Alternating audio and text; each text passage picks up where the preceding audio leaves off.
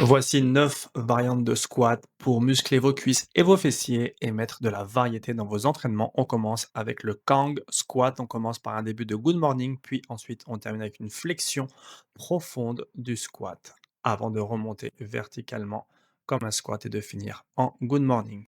L'erreur principale se retrouve dans la perte de l'extension du dos, donc c'est-à-dire quand vous penchez, vous allez arrondir le dos alors qu'il ne faut surtout pas faire cela. Il faut conserver le dos en extension avec les muscles du dos contractés et le regard légèrement vers l'avant.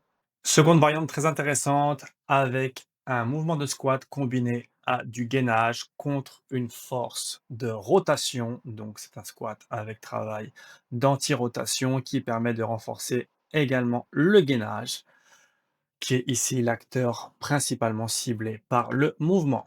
Le but étant de rester gainé ici, il ne faut surtout pas, lors de la flexion, se laisser emporter par la bande et pivoter. Il faut maintenir le buste parfaitement droit et face à l'avant. Autre variante originale et qui demande cette fois-ci un peu plus de coordination, le squat avec swing. On va balancer le kettlebell ou bien un haltère en même temps qu'on réalise une flexion de squat grâce à l'extension du mouvement. Très important, le mouvement doit partir de vos hanches avec donc le poids qui part entre vos cuisses, très proche de votre bassin et qui est impulsé par l'extension de hanche. Donc le fait de vous redresser, ce n'est pas les bras qui portent le poids en premier, c'est votre corps qui le propulse vers l'avant grâce à votre extension de hanche qui permet le redressement. Les bras ne font qu'accompagner la suite. Mouvement beaucoup plus connu, le goblet squat qu'on peut faire avec une kettlebell ou bien un haltère.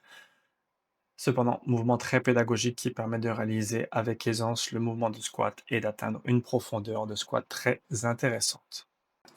L'erreur principale quand vous faites le mouvement, c'est d'avoir le bassin qui bascule quand vous êtes en bas de mouvement, en fin de mouvement, avec une perte du coup de tonus sur le bas du dos et un relâchement de la région, communément appelée posterior pelvic tilt. Donc attention à bien maintenir votre posture et quand vous faites le mouvement, pensez également à bien écarter les genoux sur l'extérieur. Les genoux doivent toujours partir dans la direction des pointes de pied. Un classique, mais impérativement à maîtriser pour un corps fonctionnel, le squat complet avec une amplitude complète, une rectitude de buste du mieux qu'on peut par rapport à sa morphologie. Autre version similaire à la précédente, cette fois-ci avec les talons surélevés sur un disque ou alors sur une cale, qui permet une flexion beaucoup plus complète, une flexion beaucoup plus profonde et donc un étirement plus conséquent de vos cuisses et de vos fessiers.